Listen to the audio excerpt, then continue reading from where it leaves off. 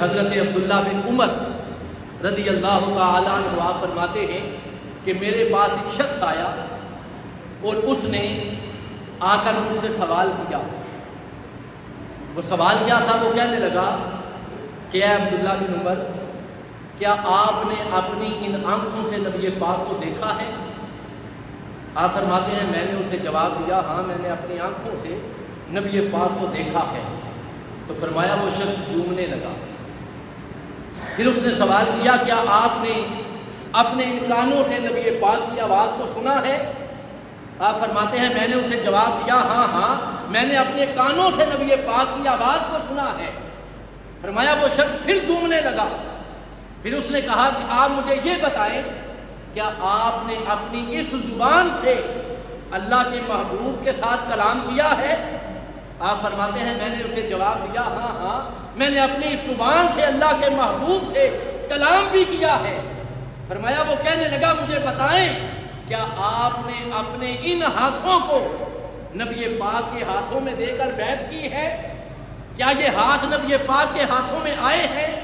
تو آپ فرماتے ہیں میں نے اسے جواب دیا، ہاں میں نے اپنے انہی ہاتھوں سے نبی پاک کے ہاتھوں پر بیعت کی ہے۔ فرمایا وہ شخص جھومنے لگا، اس کی خوشی کی انتہا نہ رہی۔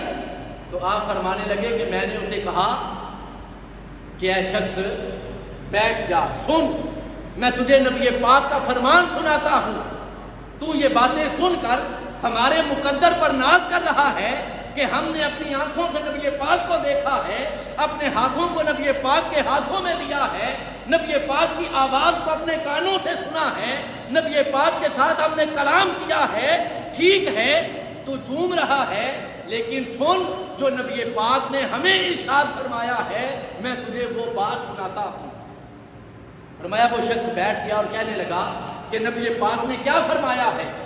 تو حضرت عبداللہ بن عمر فرماتے ہیں کہ نبی پاک نے فرمایا کہ خوشحال اور خوش نصیب لوگ، خوشحال اور خوش نصیب لوگ، خوشحال اور بولیں ذرا، خوشحال اور جو خوشحال اور خوش نصیب ہونا چاہتا ہے نا وہ بولے، خوشحال اور خوش نصیب لوگ۔